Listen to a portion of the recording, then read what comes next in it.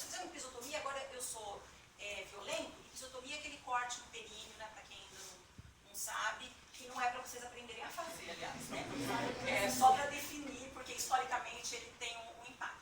Na verdade, a violência tem uma definição, tá? Lembrar que a melhora da assistência materna é a meta de desenvolvimento global proposta já há muitos anos, tá? Dentro daquelas metas de várias entidades, inclusive a Organização Mundial de Saúde, foi um pacto das Nações Unidas, inclusive, para melhorar mundialmente o desenvolvimento. E uma das coisas de impacto é a melhora da saúde materna. Mas a definição de violência obstétrica é essa, eu vou ler para vocês, ó. Apropriação de processos do corpo e reprodutivos das mulheres por profissional de saúde, expressada por tratamento desumano, abuso de medicamentos e conversão de processos naturais em patológicos, trazendo com isso perda de autonomia, capacidade de decidir livremente sobre corpo e sexualidade, impactando negativamente a qualidade de vida das mulheres. Resumi tudo que a professora Jamile falou, resumi, tá? Então, de onde que tiraram essa definição? Na verdade, tem ponteiro aqui. Na verdade, a primeira publicação dessa definição do jeito que está foi na Venezuela, pasmem, tá? Venezuela, através da Lei Orgânica do Direito da Mulher à Vida Sem Violência, legislação nacional, tá? Isso ficou publicado publicado na Venezuela e ficou lá mesmo, porque a Venezuela tem um sistema público de saúde parecido com o nosso, no sentido de ser público universal e ter baixa resolutividade, né? Então ficou lá, publicado, e aí o que aconteceu? Esse cara aqui, vamos agradecer o Rogério Pérez, que era um obstetra, tecnocrata, tradicional, de condutas completamente intervencionistas, que na época, em 2010, era presidente da Sociedade Nacional de Ginecologia e Obstetrícia, correspondente à nossa Federação Brasileira de Ginecologia e Obstetrícia, FEBRASO, tá? Ele era uma autoridade em ginecologia e obstetrícia na Venezuela em 2010. E ele viu essa lei e achou absurda essa lei. Como assim? Agora eu sou obrigado a atender o parto do jeito que a mulher quer, né? Quer dizer que se eu estou fazendo, aquele conceito que eu falei para vocês, quer dizer que se eu estou cortando uma episiotomia, se eu estou pondo uma ocitocina, se eu estou indicando uma cesariana, eu estou sendo violento? E ele publicou essa definição no International Journal of Gynecology and Obstetrics, que é o jornal oficial da Federação Internacional de Ginecologia e Obstetrícia. Ele tinha acesso porque ele era o presidente da sociedade, e isso ganhou um impacto internacional, tá? Publicado dessa forma. Ele publicou como um editorial, dizendo, olha, isso é um alerta para nós, ginecologistas do mundo, porque qualquer legislador babaca de qualquer país pode publicar uma lei aí, nós vamos ter que seguir. Ninguém consultou o profissional que faz o parto, né, para perguntar o que ele podia e o que ele não podia fazer no parto. Foi um tiro no pé, literalmente. Tá? Então vocês vão hoje procurar, está lá publicado, revista de alto impacto. Tá? E ao mesmo tempo, em 2010, quando teve essa publicação, aquela coisa que as coisas acontecem no mundo ao mesmo tempo. Aqui só para definir, eles definiram, né, isso aí é da lei orgânica da Venezuela, não vou repetir porque é tudo que a Jamile já falou, né, mas ao mesmo tempo que saiu essa publicação, começaram a sair coisas no mundo inteiro a respeito do que foi chamado em inglês de disrespect and abuse.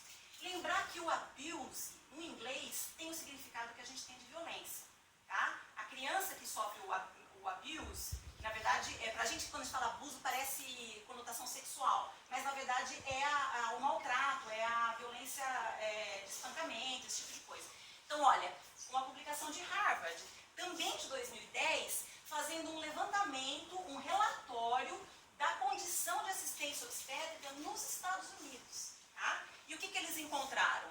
Abuso físico, tá, na assistência, intervenções não consentidas, vocês viram nos filmes da mulher, chegaram aqui, romperam minha bolsa, não me falaram nada, fizeram 10 toques em 2 horas, fizeram um monte de avaliação em mim, ninguém me deu um retorno do que eram aquelas intervenções, tá?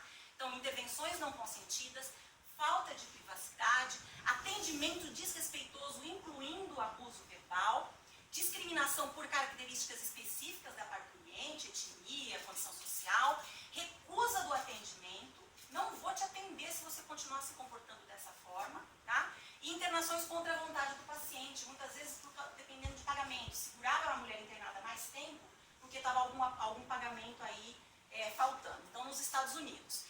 Aí o que teve? A White Ribbon Alliance é uma ONG americana que desde a década de 80 trabalha com as questões de violência de gênero. E apareceu para eles em 2011 essa questão da violência obstétrica. Então eles fizeram um site com artistas americanos divulgando o que seria o desrespeito e a violência ou o abuse durante a assistência ao parto e focando principalmente na proibição do acompanhante. Né, da mulher não poder ter ao lado dela, na hora do parto, quem ela escolhesse. Então, isso foi divulgado aí internacionalmente. Tá? E aí, o que a gente começa a aparecer na literatura? Isso aqui é uma série do White Ribbon Alliance mesmo, que o conceito de maternidade segura, quer dizer, aquele conceito lá da meta de desenvolvimento global, de melhora da assistência materna, ela precisa se estender além da questão biológica. Não é só um mecanismo de parto ali que vai produzir uma criança. Você tem que pensar no nascimento como um rito de passagem, com significação profunda, tanto pessoal como cultural, para a mulher e para a sua família. Né? Então, a noção de maternidade segura deve ser expandida além da prevenção de morbidade e mortalidade, né? Englobando respeito, direitos humanos básicos. Tá? Não estamos nem falando aí só de obstetrícia. Né? Autonomia, dignidade, escolha, preferência, inclusive a questão do acompanhante, que é uma questão mundial. Tá? Aí a professora Jamile já mostrou, na mesma época, olha como as coisas são simultâneas. No Brasil, essa pesquisa eu vou me aprofundar um pouquinho mais porque é interessante. Não tinha nada a ver com parto. Tá? Essa instituição, a Fundação Perseu Abramo, é uma instituição que faz enquetes, não é um estudo científico, né, são pesquisas mesmo de opinião pública, por demanda. Né? Então o SESC encomendou, eu quero saber como é que as mulheres se sentem quando elas são tratadas nos espaços público e privado. Então foram 2.300 mulheres das 5 regiões do Brasil, de saúde pública e suplementar também. E aí o que aconteceu? Tinha uma pergunta aberta, da P40. A pergunta era, você já sofreu algum desrespeito ou maltrato? Se referindo ao disrespect and abuse, lá que a gente viu, ao procurar assistência em maternidades ou no atendimento pré-natal. Notem que ninguém definiu para essas mulheres o que seria um desrespeito e o que seria um abuso. A pergunta era aberta. Tá? Uma coisa assim, alguma pergunta de opinião. O que você acha? Você já viu um carro verde hoje? Quer dizer, você não explica o que é o verde. Né? É uma pergunta geral. E aí, para surpresa dos pesquisadores, tá? 1/4 das mulheres entrevistadas disse que sofreu, sim, maltrato e abuso. E a surpresa maior vem em seguida, porque as mesmas situações e o mesmo tipo de agressão, elas referiam. Então, quando você fazia uma análise dos diálogos, as coisas se repetiam. Eram sempre as mesmas reclamações. Quais eram as reclamações? Na hora de fazer, não chorou. Não chora, ano que vem você está aqui de novo. Né? A moça falou no filme, vocês viram. Tá? Isso é uma coisa recorrente. Se você gritar, eu paro e não te atendo mais. Tá? Se ficar gritando, o bebê vai ficar surdo. Isso não foi uma mulher que falou, gente, vocês estão entendendo? Que 1/4 dessas mulheres repetiram isso. Né? Não ofereceu alívio de dor. Nenhum alívio de dor, nem farmacológico e nem não farmacológico, nem analgesia de parto, né, que é o bloqueio regional, e nem massagem, deambulação, banho de imersão, banho de chuveiro. Gritou, xingou, negou atendimento, não explicou o procedimento. Vocês estão vendo que são as mesmas coisas sempre? Né? São sempre as mesmas coisas. E aí, no Brasil, o movimento social, reivindicando uma assistência obstétrica de mais qualidade e mais humanista, foi bem mais tarde do que na Europa e nos Estados Unidos. Né? Vocês viram aí o histórico de Londres, de 82. No Brasil, isso começou mesmo praticamente depois dos anos 2000. Né? Antes disso, você tinha pontualmente uma outra mulher, uma riponga. Né? Eu faço meia-culpa que eu fiz residência, graduação em residência na Unicamp, onde tinha um professor que valorizava o parto de cócoras, que era o professor Hugo Sabatino, e toda vez que chegava uma mulher do grupo dele, que fazia preparação pré-natal com ele para parir de cócoras, Sabe o que eu falava? Lá vem mais uma cocorenta. Tá? A louca do parto normal. Aí o que aconteceu? Foi todo esse movimento, aí as mulheres saíram pra rua. Né? Quem disse que eu não gritei pra fazer? E quem é você? Isso aí é da marcha do mercado, né? Não, essa é da violência mesmo, essa é a marcha da violência. Quer dizer, as mulheres, algumas mulheres, mas quais mulheres? É um movimento elitista, são as mulheres de maior poder aquisitivo ou maior poder intelectual que estão realmente se conscientizando disso. Isso é ruim? É ruim hoje porque a assistência não está para todo mundo, é um movimento realmente elitista. Mas quem muda a sociedade, na verdade, são essas pessoas, são as pessoas que reivindicam. Né? A gente sabe disso, a professora Jamile já falou que o movimento é da sociedade, não das mulheres, não dos profissionais. Tá? E aí, de novo, um dado de publicação, essa é a pesquisa Nascer do Brasil, da Fundação Oswaldo Cruz, do Rio de Janeiro. A professora Maria do Carmo Leal é a pesquisadora principal.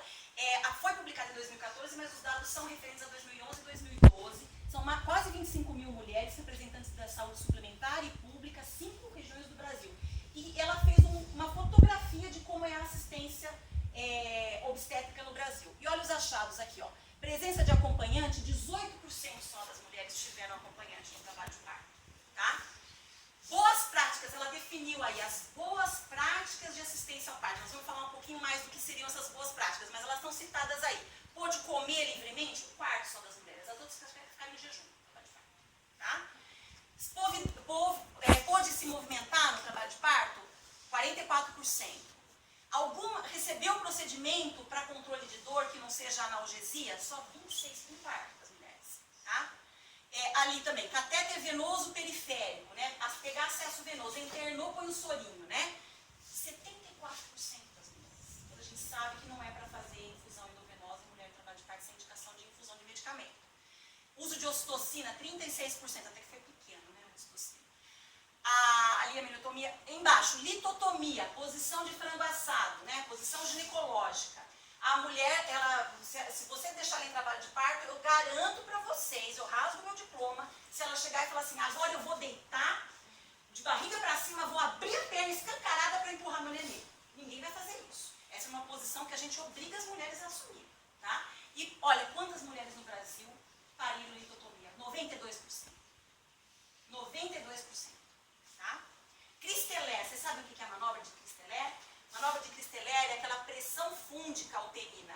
É aquela cena que a professora Jamile mostrou, inicial da aula dela, que é um cara de pé numa escadinha, né, do lado da maca obstétrica, daquela mesa ginecológica horrorosa de perneira, subindo em cima da mulher e empurrando o útero para o neném nascer mais rápido.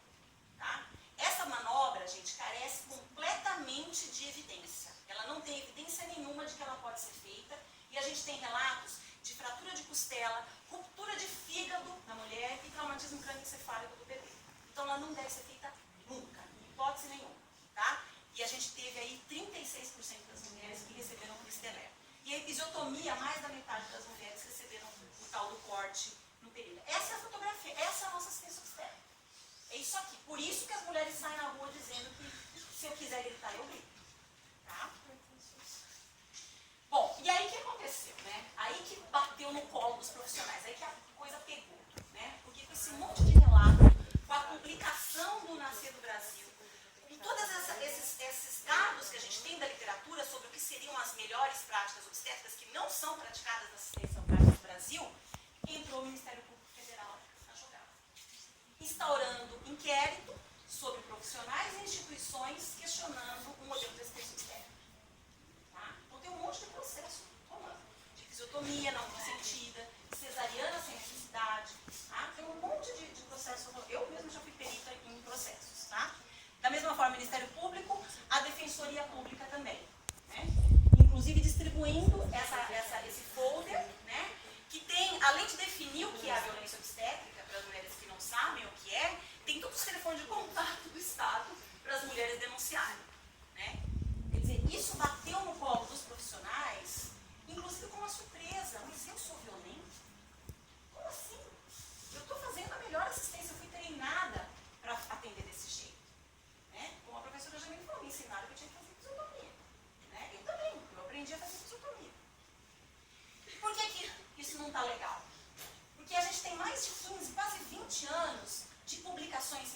práticas, mostrando quais seriam as melhores práticas obstétricas. E quando a gente fala, quando vocês veem ali Cochrane, né, que é a biblioteca Cochrane, a gente está falando de nível de evidência 1A e grau de recomendação A, ou seja, o que tem de melhor para você oferecer na literatura. Quando você vai procurar alguma evidência para respaldar algum procedimento, a primeira coisa que você deve procurar é se tem uma meta-análise de ensaio clínico randomizado, que é o melhor nível de evidência que você pode ter a respeito de um determinado assunto. Quando não tem meta-análise, quando não tem ensaio clínico randomizado, aí que você vai partir para os livros, para os estudos observacionais, que tem um grau de recomendação inferior, e a gente só deve usar quando a gente não tem evidência superior. E por último, a gente tem as recomendações dos protocolos com as opiniões de especialistas, que são o que baseiam os livros textos que a gente lê. Todos os livros que a gente tem, tá? Zugaib, Neme, Williams, todos eles têm o mais baixo nível de evidência disponível. Tá? Então, sempre quando você vai tentar ver um procedimento em qualquer área da medicina, primeiro você tenta ver se não tem meta-análise e ensaio clínico randomizado. Tudo isso aqui é meta-análise. Que é melhor a mulher comer no trabalho de parto. Ela não deve ficar em jejum. A única mulher que você poderia eventualmente deixar em jejum é uma mulher que tem algum risco de precisar de uma anestesia geral, porque a única justificativa para você deixar em jejum seria o risco hipotético de uma anestesia geral. Tá? Então deixa todas as mulheres em trabalho de parto em jejum, porque uma delas pode algum dia precisar de uma anestesia geral, é um contrassenso, e causa alteração de vitalidade do bebê e causa mal-estar e fraqueza da mulher também, que acaba trabalhando no parto. Ali está a meta-análise da Ellen Hodnett, do apoio contínuo no parto. Vocês estão vendo uma doula abraçada com a mulher ali? Quando você tem um acompanhante no processo de parturição, essa mulher tem vários desfechos superiores, incluindo a melhor vitalidade fetal ao nascimento, melhor a Apgar, gente. O Apgar é maior que 7 na maior parte das mulheres que tem apoio contínuo. Tá? Então não tem por que você não deixar uma doula ou um acompanhante do lado dessa mulher.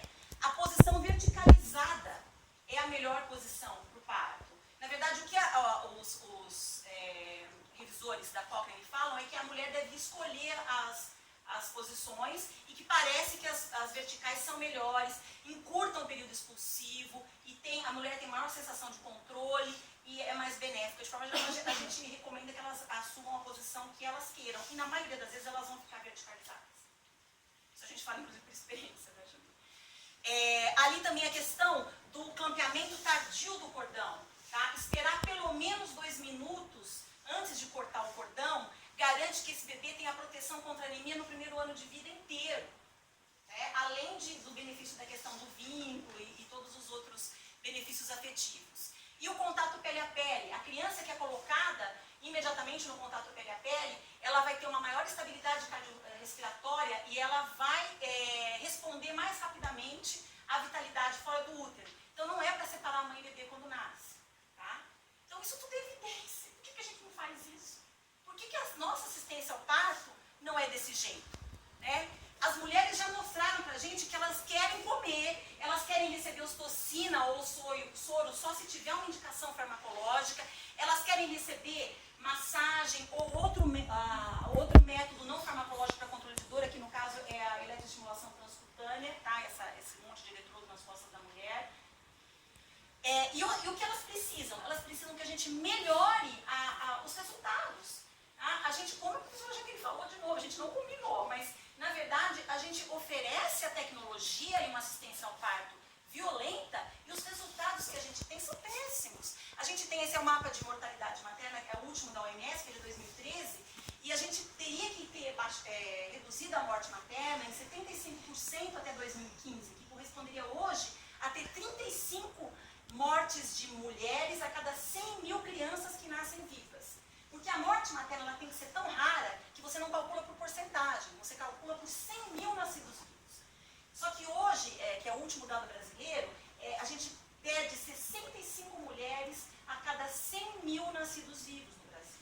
E a gente não, as projeções, as melhores projeções, já mostraram que a gente não vai chegar nos 35, que era a meta de desenvolvimento do milênio. E por quê? A gente faz cesárea em todo mundo, mas a gente não trata pré-eclâmpsia grave, que é a principal causa de morte materna no Brasil, e a terceira no mundo. A gente não dá sulfato de magnésio, que é a droga que trata a pré-eclâmpsia grave, a HELP e a eclâmpsia. A gente não trata hemorragia pós-parto, as mulheres sangram até morrer no pós-parto, no corredor da observação que aquela moça falou no filme. A gente faz cesariana desnecessária, e a cesariana desnecessária causa de 3 a 5 vezes maior risco de morte materna quando comparado ao parto vaginal. Tá? Estou falando só do aspecto materno, porque na verdade a gente também tem 2,5 vezes mais chance de bebê morrer, bebê saudável de ter morrer numa cesariana quando comparado ao parto vaginal. Tá? E notem que eu não estou nem falando de parto humanizado, estou falando de parto, nasceu pela vagina. Tá? E a gente, na verdade, deixa de fazer, no Brasil a gente tem esse paradoxo, a gente opera as mulheres da saúde suplementar, né? A gente tem praticamente 90% de cesariana nas mulheres que têm convênio, e a gente perde mulheres porque não tiveram cesárea quando tinha indicação nos rincões do Brasil. Isso acontece ainda nos dias de hoje. Tá? A gente opera quem não precisa. E a gente não tem uma estrutura de planejamento familiar para prevenir aborto inseguro, que é uma outra causa de morte muito significativa no mundo e no Brasil também. Tá? Então elas precisam e elas querem a assistência humanista, a gente quer que elas tenham, mas elas também precisam de uma assistência qualificada. Simplesmente fazer cesariana em todo mundo não significa que a gente está qualificando a assistência. E por que isso acontece? Né? Por que a gente sabe tudo?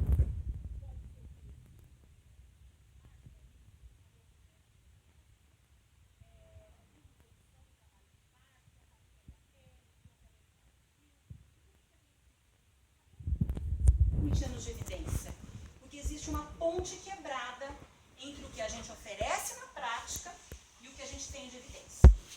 Aí está a violência obstétrica. A gente não consegue atravessar nem engatinhando essa ponte.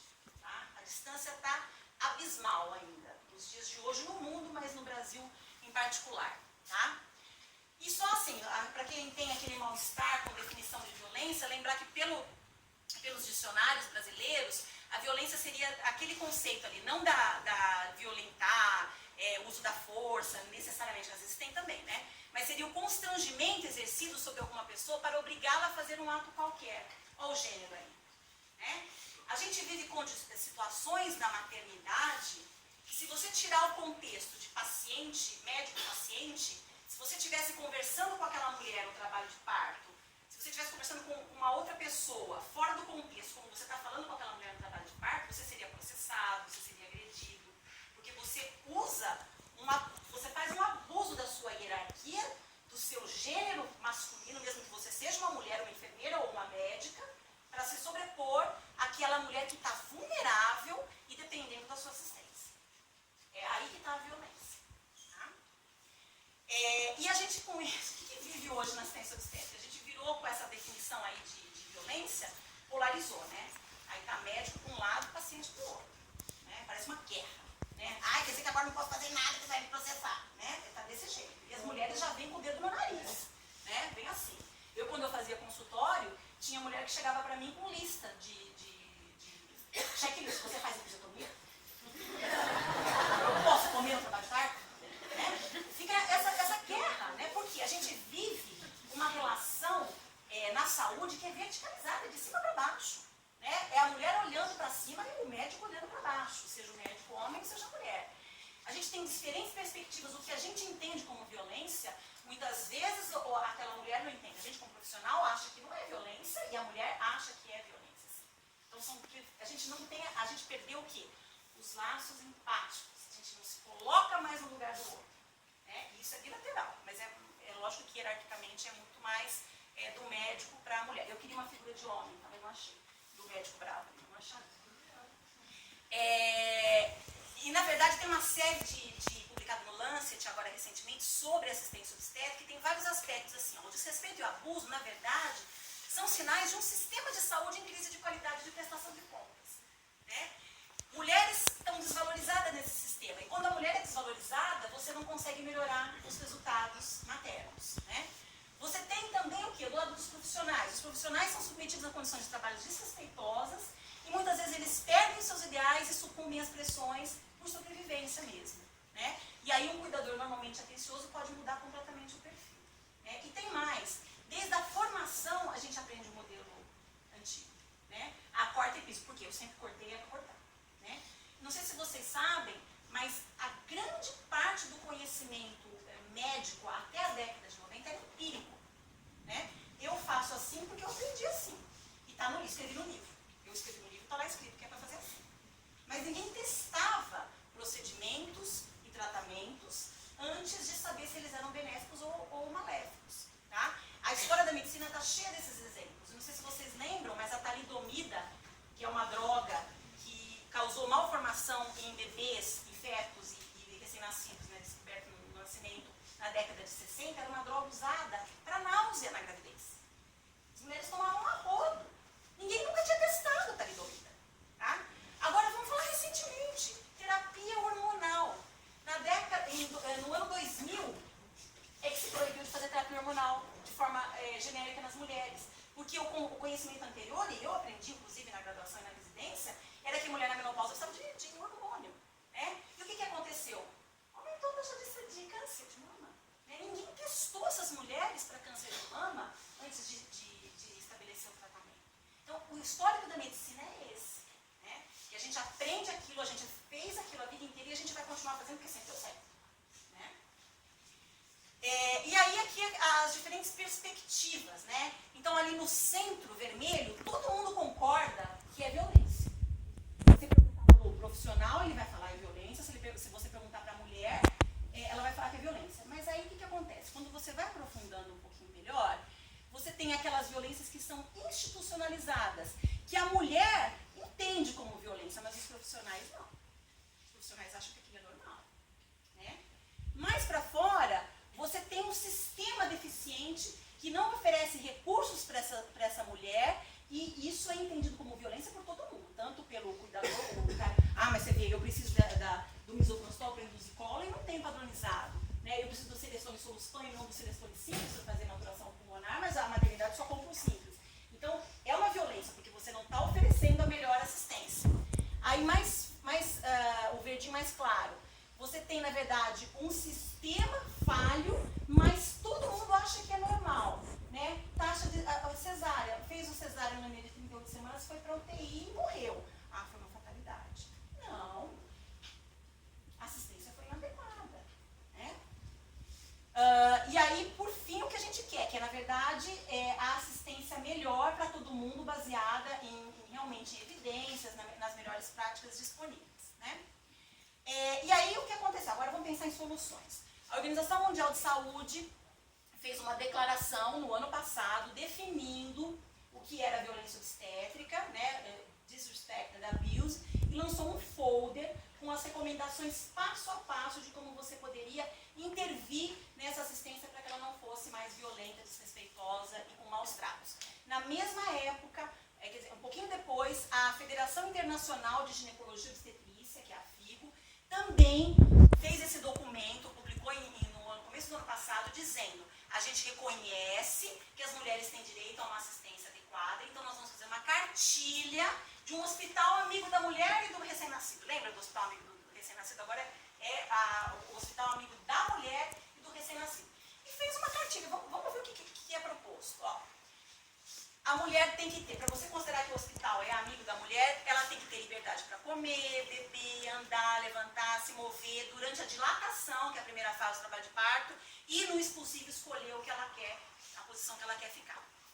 Políticas claras e não discriminatórias, diretrizes para tratamento do HIV, que ainda é um problema mundial, embora no Brasil a gente vive uma situação bem melhor. Privacidade de todas as mulheres durante o trabalho de parto. Acompanhante de livre escolha, independente do gênero, tá? Atendimento eficiente, sem prática prejudicial, respeitando o valor e costume do indivíduo, inclusive para mulheres que sofrem a perda. Não tem abuso físico, verbal e emocional ou financeiro, aquela coisa de reter a mulher até pagar, durante o trabalho de parto, parto e pós-parto. O atendimento também é custo acessível, com transparência, isso é uma questão mais financeira que no Brasil a gente não vive porque não existe essa tutela, né? Não empregam rotineiramente práticas e procedimentos que não são baseados em evidências, tudo aquilo que a gente já viu, né? Fisiotomia de rotina, está escrito no documento da FIGO, gente. não é para fazer episiotomia, não é para induzir sem necessidade, não é para separar mãe e bebê. Tem que ter um plano de diretriz nacional para esse tipo de assistência. Recurso técnico e humano para reanimação neonatal materna, minimizar risco de infecção, transferência e contra-transferência se essa mulher precisa ser levada para apresentar num centro de parto, levada para um hospital secundário ou terciário. Educam, aconselham, incentivam alívio da dor, tanto não farmacológico como farmacológico. A gente tem que ter analgesia disponível, né? O bloqueio regional, peridural, a RAC, mas a gente, na verdade, tem que oferecer primeiro o não farmacológico, porque quando você oferece sistematicamente o bloqueio, vocês viram os relatos das mulheres, vocês atrasam o expulsivo e aumentam a necessidade de uso de força no vácuo. Isso também é meta-análise da Cochrane. Quando você faz um bloqueio farmacológico, você precisa de mais intervenção no parto. Então, é para fazer para todo mundo? Não. Para aquelas mulheres que não conseguiram controlar a dor com os métodos não farmacológicos. Contato pele a pele imediato, aleitamento materno e alojamento fúngico. Manual, gente. Vamos seguir. Está publicado pela OMS e pela Federação Internacional de Ginecologia e Obstetrícia. É lógico que não adianta só a gente seguir o manual à risca e não individualizar o cuidado. Mas pelo menos a gente já tem aí tudo respaldado e tudo validado pela literatura. Tá? Então são vários os, encerrando, vários os desencadeadores de violência obstétrica, né? Vamos começar ali, ó. Violência obstétrica durante a formação profissional. O cara reproduz aquilo que o professor faz. Né? Então o professor manda fazer força no expulsivo, o professor corta em piso, o professor maltrata a mulher. Provavelmente esse estudante de medicina e depois médico vai reproduzir essa assistência. Aspectos éticos. Quais são os 3 fundamentos da bioética? Autonomia, justiça, que é equidade, e não maleficência. Não maleficência significa não fazer coisa que a pessoa que vai prejudicar, que é claramente prejudicial, uma episiotomia, uma indução, uma cesariana sem necessidade. Tá? Desmotivação dos profissionais, estresse das responsabilidades da mãe, aquela questão toda da maternidade que a professora Jamile já colocou, a discrepância, isso é uma realidade no Brasil, entre a política pública e a realidade da assistência. A gente estava discutindo hoje, o grupo do 5º ano, para aborto, está lá no manual do Ministério que você deve ter o AMIL, né, que é um dispositivo para aspiração manual intrauterina, para evitar a curetagem, está lá no protocolo, mas o SUS não disponibiliza para as instituições. Né? Então, como é que você vai fazer? Né? Desconhecimento dos direitos. Né? As mulheres não sabem o que elas podem, o que elas não podem. O acompanhante, por exemplo, é lei federal no Brasil desde 2005, garantido por lei. Tá? Falta de remédios e equipamentos, a questão da infraestrutura, falta